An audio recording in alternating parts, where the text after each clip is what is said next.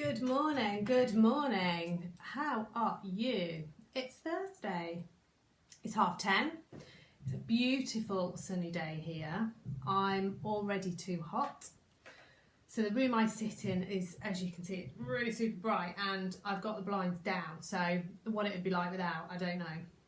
But we can't complain. It's going to rain tomorrow. So yeah, hopefully you are making the most of it. So if you are jumping on, as you're jumping on, I'll give you a few seconds to join. Please say hi, please interact, please give me some comments as we go through, tell me if this makes sense, ask questions as we go. The idea of these lives is that we actually kind of get you to the point where you understand a little bit more about the topic we're talking about.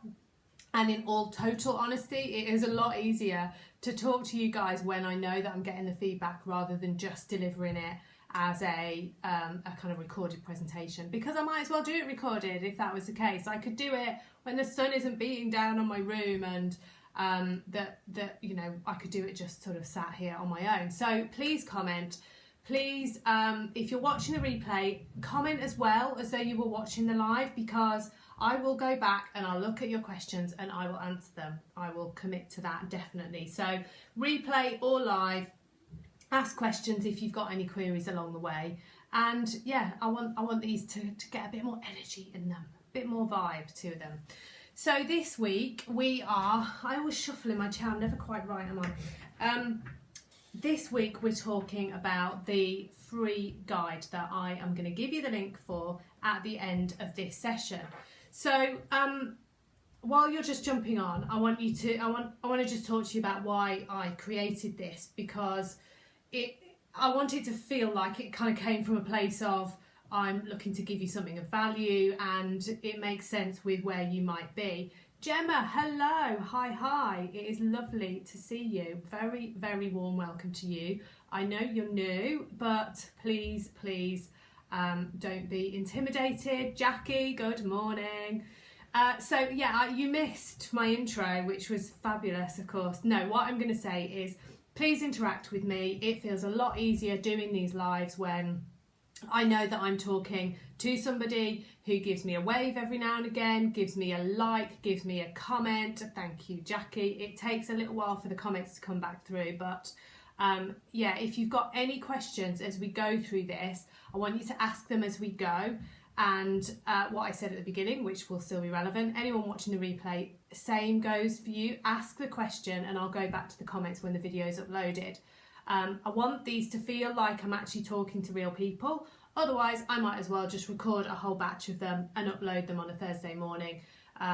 It's just not the same. It feels so much warmer to give you this on a two-way process. So today is about the guide that I'm going to upload the link to, so you're going to be able to download and keep that as your own.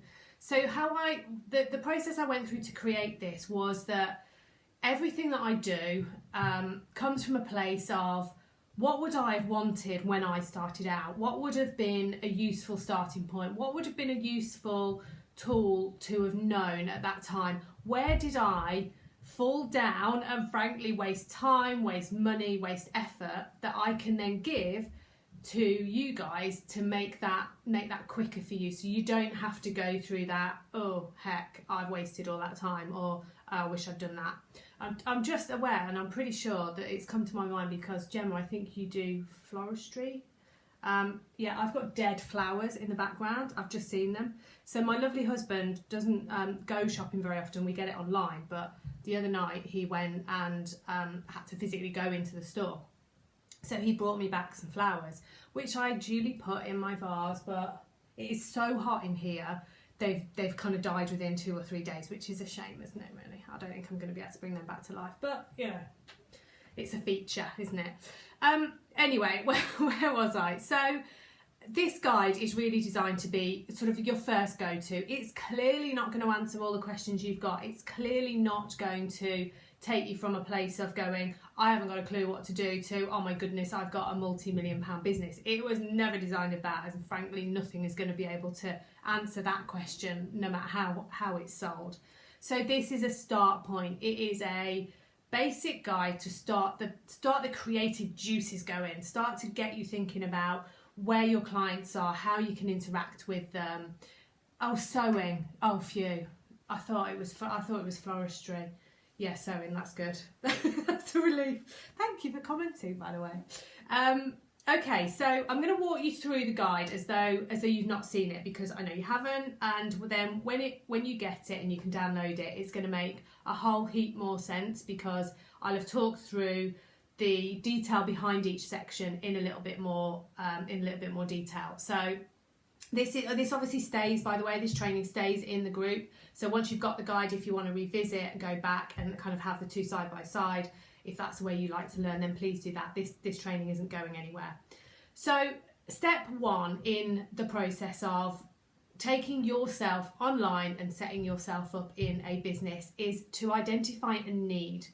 Now, a need is something that people are willing to spend their money on for a service or a product that you're going to provide. That's it. That's what the need is. Now, there are there's probably million needs out there that people will pay their money for to have satisfied or to have help with. But it's really about understanding, well, what's the need that you're going to work on and satisfy. So it might be that you want to help people go on a development journey, that you're selling your knowledge, your skills, your expertise, and you're helping somebody kind of go through that process. It might be a very physical thing that you're offering a service which makes people's lives easier. It might be that you're making their lives more enriched, more fulfilled with what you offer.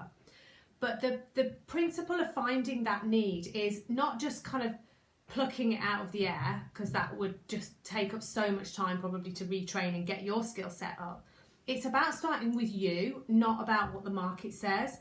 So you could say, well, at the moment, everybody's bringing their businesses online. And, in a way, this was kind of a gift to me, because I started to very much narrow what I did just in January this year without clearly having a crystal ball and knowing what was going to happen by March. But the need to support people doing what they do has skyrocketed. So it might be that you're identifying that and that you've got a skill set in that area. It could be that you had a physical business. So florist is actually a really good example. Well, I'm staying on the florist thing, that you had a physical shop. You relied on people coming into your shop, choosing the bouquet, ordering something and taking it away with them. So it was a physical interaction. But actually now that is all changing, and people are wanting to transact online, they're wanting to make choices online, and our whole buying behaviours have changed to that online space now. So it could be that you're switching, although you knew the need, but you're actually switching it to being an online, and there is a subtle difference in how you're going to interact with them. But you have to choose on the need based on you and yourself. So start with that. What do you enjoy doing? What are you passionate about? What gets you kind of going, oh yes, I love this. I love talking about this subject. It's something that I feel strongly about. I know loads about. I don't feel like it's hard work to go and do some research on that, or it's just stuff I know. It's stuff that comes really, really natural to me. And that natural ability thing is really your superpower. And I talk about your superpower a lot. I think I put a post yesterday about, actually everyone's already got a superpower within them. It's tapping into that and then finding that way of actually taking it out to the world. Because if you're really good at something, sometimes you can be complacent in that, well, it's just a thing that I do, it's just how I am. But why would someone pay me for that? Because it's just a thing that I do. So mine, and share, if you already know your superpower, share it with me. Tell me what yours is if you already know it. So mine for me was, I didn't immediately know it, and it's not one that we all sort of sit here going, oh yeah, I've got an amazing skill at this, because almost our ego doesn't really kind of let us. We need to be middle ground. And we're taught also to try and suppress some of these things, aren't we? So we're told to not, don't blow your own horn all the time. And actually for me, it was something which grew over time, that I quickly realised that I was good with people, I was a good communicator, I didn't have a problem presenting, standing up and talking in front of people. But it was only over time that I realised that not everyone felt like that, because you always just think if you do it, then everybody else does it. And you know, as kids, that's, you know what you know, and it's only once you start getting additional exposure to more people and the things that you like doing are different to that person, the things that you're good at are different to that person, that you start to realise we've all got our own. So choosing what your need is and choosing how that aligns to you is absolutely your starting point. There is no point in ploughing into something with best intentions, huge enthusiasm, massive ambition. I'm going to grow a multi-million-pound business based on this thing that I've never done before, but it looks like there's loads of people wanting to buy it. If it doesn't light you up, then frankly it'll be really obvious. Doesn't matter how much you learn, how much you retrain. If it's not you in your core, it won't be something that you can connect with people on. So the thing to do around this piece is some research. So once you've got a little bit of an idea, then you need to start looking around. So are there people already doing the thing that you do? Are there people selling what you do? Is there a kind of an obvious market for what you do? Now, massive word of warning in this step: don't compare. It's not about going and looking at these people and going, oh my goodness, they're amazing, they do that thing already, they're phenomenal at it, I'm never going to be that good, I might as well just give up. Because that can really easily creep in. And do you know what? It keeps creeping in. So I follow loads of people that do the same stuff as me. And there is still times when something will trigger me and I'll watch what they're doing and go, that was really good, that was like really good, and I'm not able to do that, or I like how they did that and I wish I'd thought of that. When you go to do your research about what it is you're going to do, it's just about saying, oh, that's interesting, or I don't like the way they do that, or I won't do it like that, or that doesn't quite fit with how I would present it. It's watching it almost as though it's sort of irrelevant to you, but it's still research, because it's still going to lodge as to how they're taking. The comparing thing, you're doing it all the time. Yeah, it's horrible. We're in that society where stuff's presented to us so much of the time, and it's so quick and easy to just get sucked into this, oh wow, that's amazing. And I think I've told this story before. I'm part of a physical meetup group with ladies who locally have their own businesses, work for themselves. And this one lady sells physical items, and she said she would pick up her phone to start doing a post about something that she was about to try and sell. But because she'd got her phone in her hand, she was about to go live or write something, she'd end up getting really distracted by the other people that she follows, and then literally just go, oh, I can't do that, and she'd just put her phone down and do something else. And that's where it's not constructive, that's where it's not helpful. Being able to just watch them and go, really interesting, like that, then you're going to start to get a feel as to what you naturally gravitate towards. And I'm not saying that you're not going to get that kind of they're really good at that, or I wish I could present myself like that, or I wish I could this. It's not about that. It's about being able to just say, I like what they do, and you know, celebrating that and coming from that place of brilliant, aren't they doing well? If the opposite comes up, if that little voice of going, yeah, but you're never going to be able to do that, if that comes up, the easiest thing to do, and I literally sometimes will have this conversation with myself out loud, well, that's interesting that you feel like that, but that's not relevant right now, so we're moving on. And just kind of cast it aside, but you've recognised it, so it's not a monster under the bed anymore. You've just gone, oh, it's interesting that you're there, Mr. Comparison, Mr. Self-Doubt, then fine, you're there, and I know, but whatever, I'm moving on now. So while you're doing your research, have a look. What do you like? Make some notes. What are people talking about on your chosen subject? How are they presenting themselves? Because if you know that, and you can find somebody that is successful and popular in the area that you're looking to satisfy that need, it probably means they're doing something right. It means that they are bringing the right people towards them. Their clients, their audience are probably going to be your audience, or there's going to be some of your audience in theirs, some of your audience in somebody else's.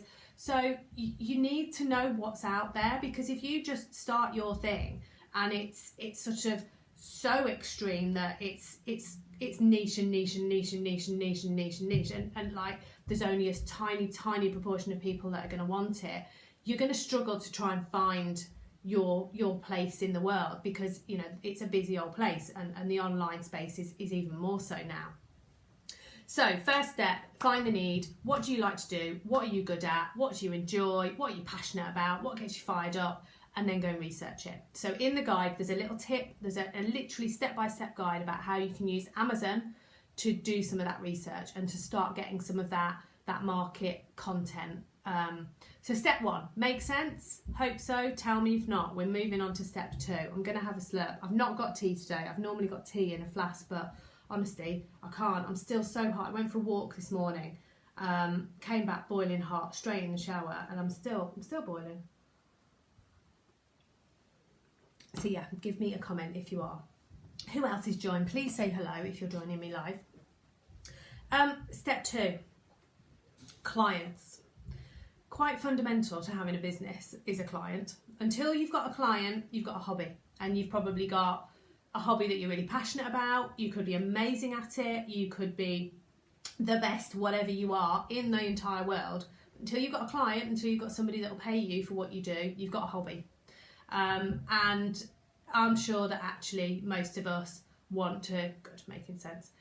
Most of us want to be able to earn some money from what it is we do. Now, that might be because you have absolute needs to earn the money. It might be because you want that sort of proof, that rubber stamping of what it is that you do, and that it makes you have a proper business once somebody starts to pay you for it. Now, you might not be looking for huge amounts of money, because the satisfaction of delivering the thing to the person is all you need.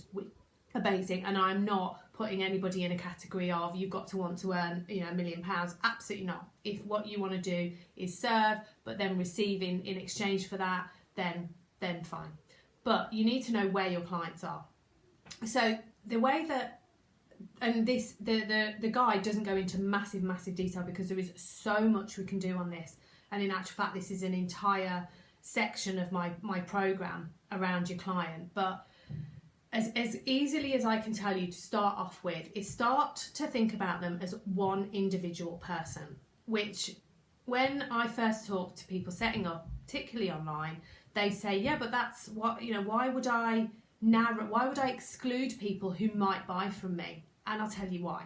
Because we're all people, and we don't want to be treated like a one of a million. We want to be treated like an absolute individual and to be connected to.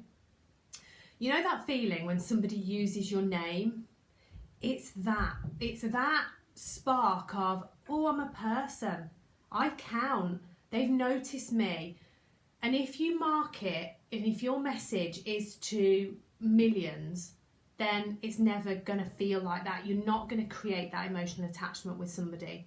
So the way that we do this is by narrowing ourselves down and down and down and down, so that we can get to the point where our ideal client, the person that we want to provide our service or product to, is just one individual.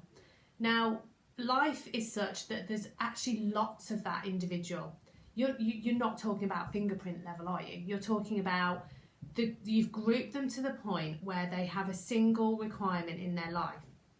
So the way that I get people to picture this is that you've got a stadium full of people, all of who could well require your service. But actually, rather than thinking about them as a stadium of people, you put them into queues. So you might say that all these people are, so you might divide them first up by male and female, so that you get them to divide themselves. They're in 2 lines. So do you want to preferably work with men or with women? Which are more likely to have the need to use your service?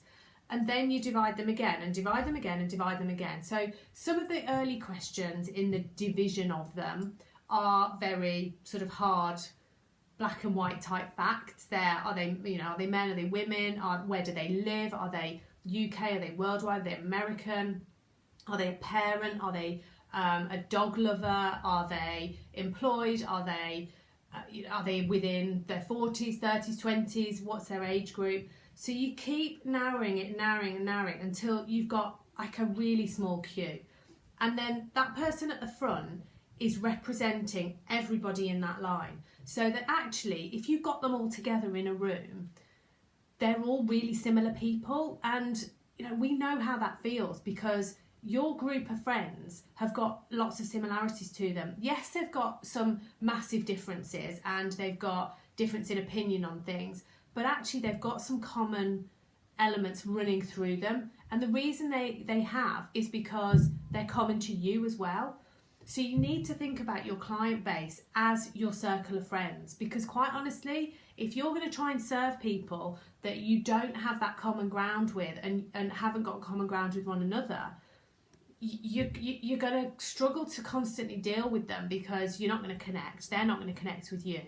They're going to annoy you, honestly. It's like, I always say in the beauty trade, when you're sat having some sort of beauty treatment, and particularly like manicures and pedicures, which I trained to do as just like a total sideline, because I love doing that. But I always used to chat to the people I was treating. And whenever I go and have a treatment, which feels like a while ago now, but I chat and I always say to them, I bet you see a whole range of clients. And they're like, oh yeah. They will be able to tell you really specifically who it is they like to treat. And there'll be people that they kind of see in their appointment book and they go, oh good, I've got an hour to spend with that person. You don't want to feel like that. And if you do, then you're not going to make that connection. And what we're talking about here is trying to make that person become a real person, so that when you create your marketing, because this is all about getting your message out there, you can think about that person, you can visualize them, give them a name, give them a location, give them an address, give them whatever it is you need to do, so that when you're talking to them, you are genuinely talking to that person. So they might be called Doris, they might be called Sienna, whatever their name is. And you can feel like you're talking to that individual, because as a recipient of that message, I'm going to go, oh wow, that, like Gemma's got in my head, I totally know what she means by that. And, oh yeah, I totally need that thing that she's described, because she's thought about my life, she's thought about where my need is, and oh look, she can come in and fulfill that need. So there's some questions to ask yourself. So who are they? We've talked about that. Where are they? Now, this is much easier now than it ever used to be because of the online communities. So it's about finding them. It's finding where they hang out. Now, I don't think you need to try that hard, because you're probably already hanging out in some of the places that they are anyway. But you need to genuinely hang out in the process of your research. So it's not I'm just scrolling through my Facebook feed. Go into groups, go and look at the groups, topics of conversation. What are people commenting on? If you read a post that you think, oh, that's totally about my subject, or that's what I talk to people about, go and have a look what people are saying about it. Create your own, generate your own, ask people questions and get them to comment that are already in your field. So this is without you even going out and trying to find them. It's not necessary early days. You've then got to define what it is they want. So what is the thing that is bugging them about their life? Now, if this is a mild irritation, honestly, you're not going to hit the spot. You need to get to the point where it's an emotional thing. So, Gemma, let's use yours as an example. Sewing. I'm going to say it's clothes. Give me a comment about some more detail about what it is you do. But let's say it's clothes. So if you could take two approaches of marketing that message to somebody. Yeah, I can make an alteration to your clothes, which saves you doing it, saves you time. I'll do a better job. It'll look professional, and you'll be able to feel smart in the clothes that you've done, and you can pay me to do that. You've told them what you do. You told them the benefits of what it is you do. And you've told them that it's going to save them time. So that's kind of a tangible thing for them. But if you keep asking yourself the so what question, I love the so what question when it comes to marketing. Well, what does that mean for that person? Okay, well, it means it saves them time. Right, so what are they going to do with that time? Well, they're probably going to sit on their bum and watch the telly. Probably not great. But children's wear and selling fabrics. Perfect. Love it. Right, so they're going to be able to do more with the time. I'm trying to think on my feet now with children's wear and fabrics. They're going to be able to feel that they're proud of their child when they take them out, when they can take them out. But just looking at your child in something that you like the look of yourself makes you feel better. So before lockdown, this is a side story now again, before lockdown I had to go out and buy my two boys, who are 6 and 8, some new clothes, because we realised that they were going to be living in their casuals for a number of weeks. And of course they live in their school uniform from Monday to Friday, and they'd only got a few clothes, and I frankly get so sick of seeing them in the same thing. So we dived out and just bought them like a load of t-shirts and sort of casual stuff. But it's such a relief to know that they've got stuff that they can kind of rotate, because just like we don't like wearing all the same things all the time, it's easier to look on something different every day. Slight aside, but same principle is true, that actually from an emotional perspective, I'm going to feel good looking at my child in something that I like seeing them wear. So it's about taking yourself to that level of emotional connection. So when they see their loved ones in something that looks good and they feel good about, they're going to behave differently than if they look at them in that scabby old t-shirt that they're sick of seeing them in, and it doesn't fit right, and it's irritating. And we like nice things. People like to see and have nice things around them. So being able to look at that child in that item is going to connect emotionally with you and your child on a deeper level. So it's about taking that through the so what, and actually from an individual's perspective, it's that emotional connection with the item that they've purchased. Selling fabrics is a beautiful one, because it's more than just, you're not just selling them a piece of cloth. You're selling them something that they're going to create into a beautiful thing. You're selling them something which is going to help them relax. It's going to make them feel productive. It's going to make them feel like they've channeled their creativity. So it's connecting with them on a level where you can say, I'm not just selling children's wear and fabrics, I'm selling an emotion towards your child, and I'm selling the satisfaction of you creating something from scratch. There's a huge difference. So understanding what you do in the context of what they want, like really want, not you think they want, that's the key to making that emotional connection with your individual person. Tell me again if this is making sense. So when you're going through that exercise of it might be a blank sheet of paper, and you write down your person, you write some of these characteristics they've got, what are their desires, you need to get it to that emotional level. So they want something more than a new jacket for their child or a new t-shirt. They want that level of emotional connection. And once you've got to that level, that's when your message becomes so totally powerful and so totally different than all the other people out there who are selling the item based on the item. And there's brilliant marketeers that connect to us emotionally. John Lewis is always the one that I use as an example. John Lewis's Christmas ad, oh my goodness, who hates them? There's not many people hate them, not really deep down. They have got a way of actually emotionally connecting to us all at a time of the year that we're thinking about love, caring, sharing, family, as opposed to, what they could do, because they sell so many different things, they could just list off all the stuff they sell, but they don't. They connect to us emotionally every year on year. It gets better and better.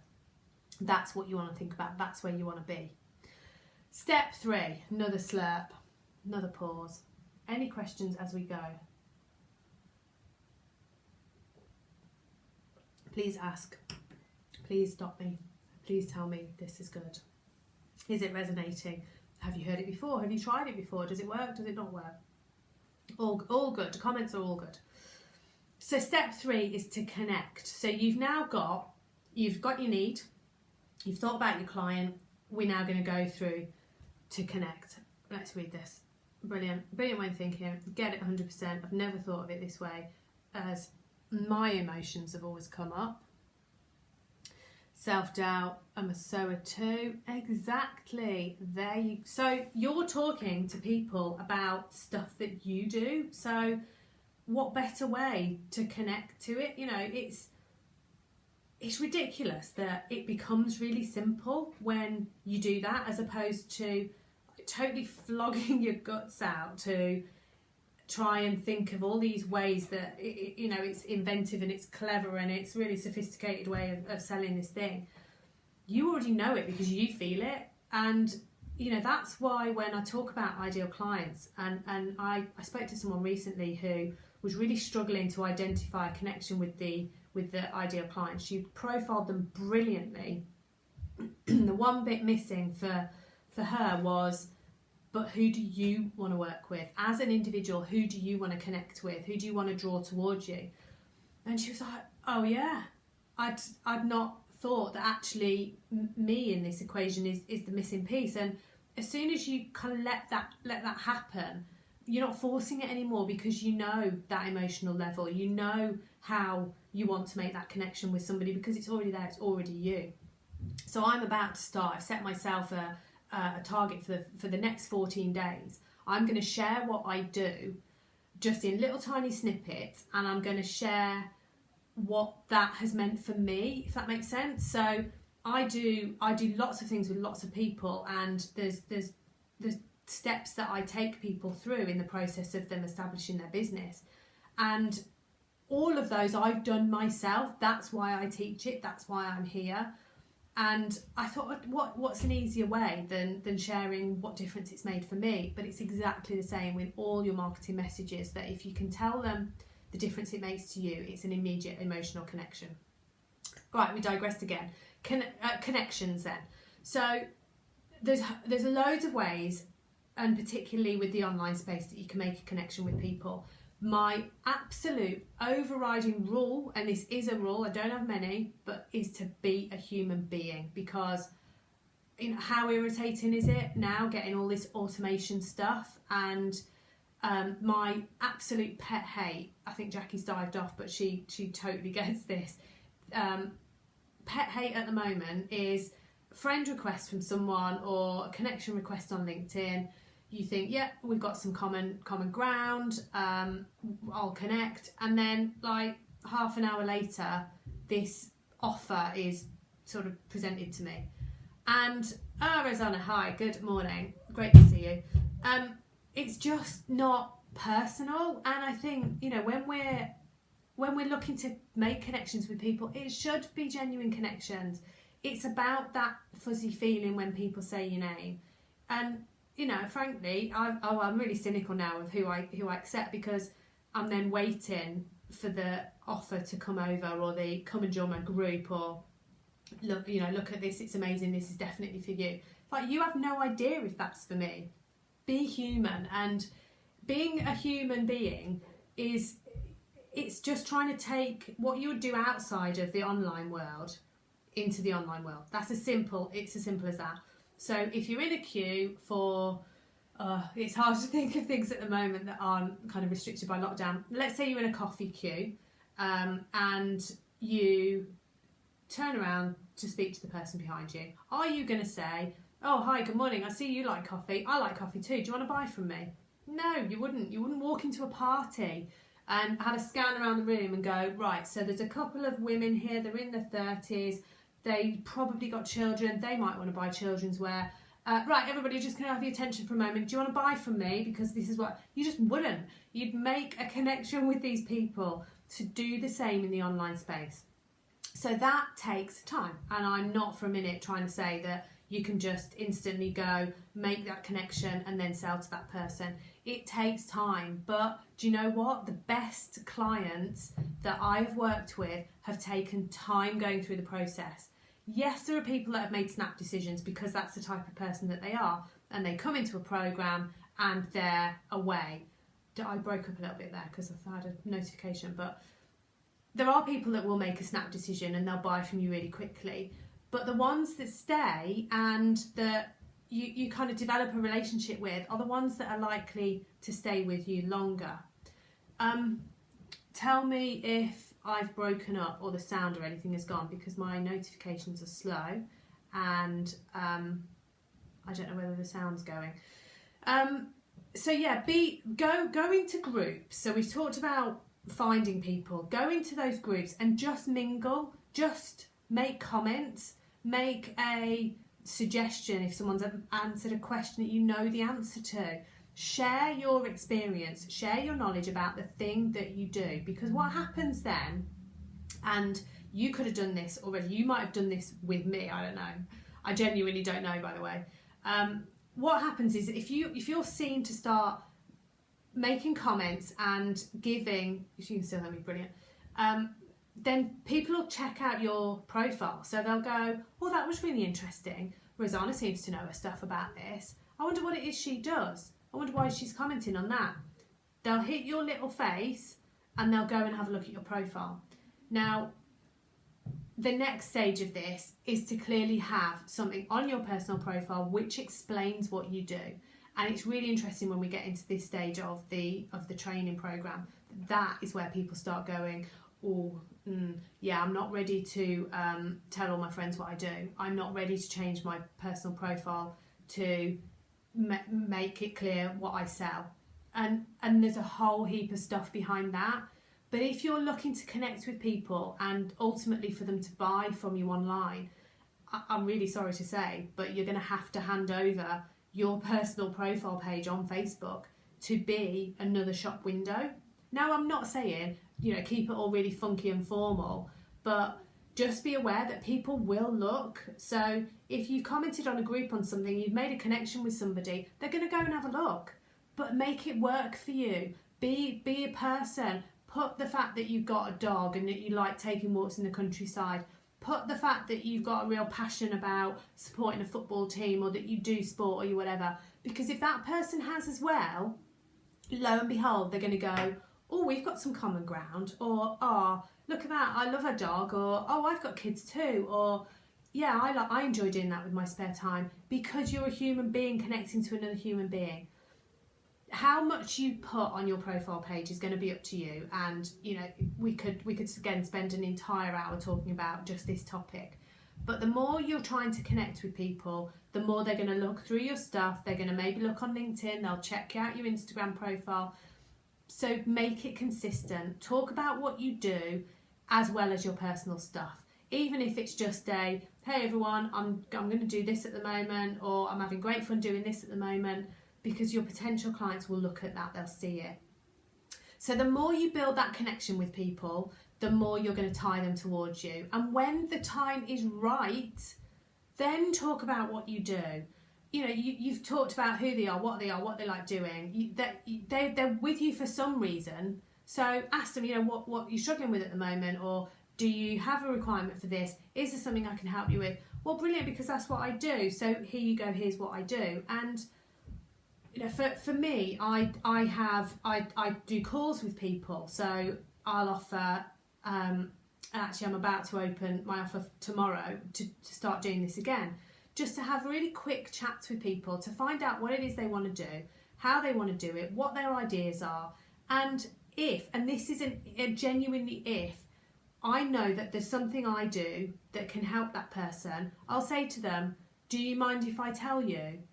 And do you know what? Most people will say, yeah, it's fine. Yeah, it's interesting. It's not a case of getting them on the phone and going, right, so do you want to buy from me? Because I haven't listened to what they want to do. So I don't want them to buy. I don't want everybody I speak to buy from me, because it's not right for them.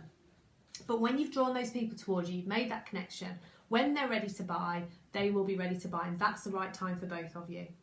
It's about patience. So make your connection. That's step 3. Step 4, being useful, being genuine in your content. So here I am sat talking to you, will be the best part of an hour. Nobody is paying me for this. Nobody. It is what I do. I'm giving value to share and impart my knowledge. I'm learning through this process, you're learning through that process. Everybody's got something out of it. Now, as I do this more and more and more, then there's going to be a process of, well, actually, that sounds like something I'm really interested in, and Sarah knows her stuff, she's got credibility, she's got authority in that area. Then yes, I'm interested in maybe moving this forward, and I'm ready to make a small investment with Sarah. Fabulous. Then that is amazing. But if not, we've all got something out of it. I've shared what I do. I like doing this. It's not hard for me and I love it. So, you know, it's about giving that back. Now, the way that you give that back is entirely your choice, because not everyone likes sitting chatting like me. But you might, and in which case you can do little free mini training sessions, you can record yourself doing stuff, you can do little demos. I would love a demo, and particularly Gemma for something that's quite sort of it's a physical thing. Then it would be amazing to see a demo, see a little video of what you do, you doing your thing and showing people hints and tips. You know, that is much more going to resonate with me than probably a written post from you, or like a blog type thing, just because what you do is tactile, it's a visible thing for me. But Rosanna, your area of education is different. That needs to demonstrate some of the benefits and to, again, stamp your authority on what you do. But the way that you share that is going to depend so much on your product or service, as well as your personal preferences. So there's people that do podcasts because they like speaking but they don't want to be seen on a camera. There's people that really like writing and they're beautiful copywriters. I think Leslie popped on, and I know you're in the copywriting area. So if that's your thing, then use that to your advantage. But the thing that comes up most for people when I say you've got to share your stuff, just share what you do, is that they go, yeah, but if I share all this stuff, then what am I going to sell? Because if people, particularly when you're talking about knowledge, if I share all this stuff now, then I'm done. It's like I'm spent, and well, what are they going to pay me for? Well, that's absolutely not true, because the more you share, the more you create to share, the more you learn, the more you have to share, and it's just this perpetual rolling thing. And there is still a need to kind of go to another level. There's always another level of depth that you can go to with somebody. So don't let yourself get into that mindset of, yeah, but if I share everything, what have I got left for them to buy from me? Never true. Never ever true. You will have a clear way of being able to share at a certain level. Then you'll have more that people will need. Then you'll have more people will want. Then you'll have more that you'll produce. Then you'll have more that you know that you can then start it all again. So don't let that get in the way of actually sharing what you do and being really proud of it. You know, it is your superpower. Stand with your hands on your hips proudly in that superpower. It's what you do. It's what your knowledge is. It's your thing, and you should be able to share it really freely. So give advice, answer questions in groups, and just kind of do it with an open heart. So if you're looking to make £100,000 in 6 months, this is not the way to do it. This is about building that long-term trust, that long-term credibility, authority, drawing the right people towards you that will want to work with you and that you'll want to work with and buy from you, and then making them clients. It's not about just kind of doing this on a overnight, you know, get rich quick. It's not going to work. But frankly, I'm not even convinced any of those schemes work at all. So the final one is to make an offer that really resonates, and make your offer at the right time. We've talked about that, not just vomiting what it is you do over everybody, which feels like is really abundant at the moment. It's about making that offer at the right time and knowing, because of the work you've previously done about knowing who your ideal client is, what is it they want, what is their need, and then making an offer which is right for them. So it could be that you have a package of things that you sell, and that you can kind of create a seasonality around it. Maybe it could be that you've got a perpetual offer that runs all the time, but that you might do a particular promotion on it where you're adding something else on. So whatever it is that you're going to generate, know what your offer is, and be in a position where you know it enough that if somebody said to you, oh hi, what is it that you do? Who do you help, and what is it that you do? It's there, bang, straight away. It sort of rolls off the tongue in that. They call it an elevator pitch, but frankly, I'm not sure any of us are using elevators anytime soon. But it's that really quick. Oh yeah, I'm so and so, and I do this, and I help people with this problem by doing this. This is how I help them. And if you can get that nailed just in a little sentence, it almost becomes like a tagline for you.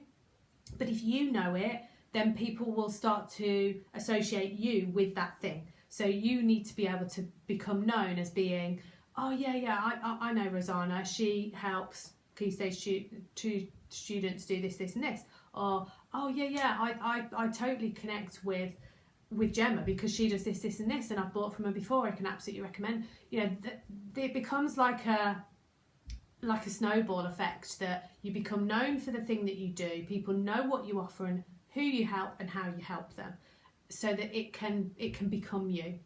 And that is your key to making that critical offer, but it will obviously be specific for you and how it works for your clients.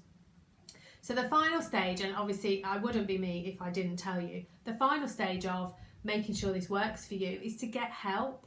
Now, getting help is it's a brave step, because when you're first starting out, lots of people have used the phrase with me, I'm dipping my toe, I'm having a go, I'm testing the waters, I'm this, I'm that. And getting help means that you're jumping in, and I totally was in that place as well. So when I first started, left 20 years of corporate employment and decided to go it alone, I had a little dabble and I had a little play and I did some stuff online and I tried doing this and I tried doing that. Total fail, total massive fail. After hours of work, ended up in tears. That's another story. But I decided to get help. But rather than just sort of go and say, yeah, I need somebody to sort of help me along, it was more than that, because it was admitting that I'm totally doing this now. I'm going to put some money behind this and I'm going to actually work at this. This is now what I'm doing. And getting that help is like your first step on, wow, I'm not playing with this anymore. This is serious. I do want a business out of this hobby. But getting that help psychologically makes a massive shift in your mind, because you're no longer playing. You're no longer going to sit in, at your dining room table having a little play about with a couple of things every now and again. It's not a hobby anymore once you get help. But if you want it to be a serious business and you want to make some money from it, to genuinely get clients and start doing your thing, start delivering your service to as many people as you want to, then you're going to have help somewhere along the line, because nobody knows this stuff themselves. Nobody knows all of it. And I don't know all of it. For my business, I have a coach, and I will perpetually have a coach. I've made that commitment to myself and to my business, because it makes such a difference for me. It makes me work harder in a more focused way. It gives me somebody that I'm accountable to. And yet I'm a really driven person. I'm great at setting myself those goals and working towards them. But having somebody that I can bounce ideas off, and that genuinely has got some strategies and some tools and techniques to help me, has meant that I've stopped wasting time. I don't watch YouTube videos anymore. I don't spend hours doing my own research and kind of going on training courses that I only do half of and then shelve. I don't do that anymore. I've got somebody who is a real person who understands me and my business that I can work with to get me to that next level.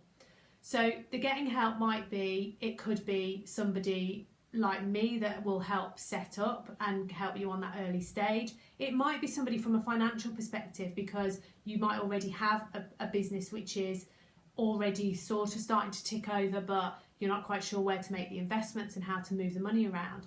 But whatever that help is, it's that shift. It's that, yeah, I'm doing this. I'm totally in this. I am a businesswoman, and I've got this because I've got help. I'm taking advice. I've got some proven techniques that I'm going to apply to my business to scale it. So that is the final step. So you will see in the page in the guide that there is reference to a course in there. So my, I guess, entry level course is a £49 2-part course, which covers two elements. It covers the person, so you, and it also covers the business. So there's lots of early days business strategies in that course that go to another level than I've just taken you through today. But then also there's a module just on you, because when you run your own business, it's important that you're in the right place in your mind, that you're clear on what you want to do. You're taking yourself through that development journey at the same time as your business. So that is the course that I mentioned in there. I would love to be able to talk to you about whether or not it's right. I don't just kind of throw this out there as a, here you go, have a go. If it isn't right, I'll tell you. But if it is right, you know, it could be a brilliant start off for you to get yourself onto that process. So I'm going to drop the link into the comments of this when it uploads, and you'll be able to download that PDF. Just as I'm closing off, if there are any other questions, ask them now. If there's anything that comes up later on, then drop them into the group. I will absolutely answer all of them in as much detail as possible. And you know what, if it's a massive question, I'll probably come on live and do like another little mini live video to clarify, because I genuinely want you to be able to use this guide to make your start and to get those thought processes going. So ask any final questions. If you haven't got any, then I will let you go. Thank you really genuinely from my heart for staying with me. It's been nearly an hour. I'm going to go and stand out in the garden for a bit and cool down. Have a fabulous day. I'll drop the link in, as I say, and I will see you all really, really soon. See you later. Bye.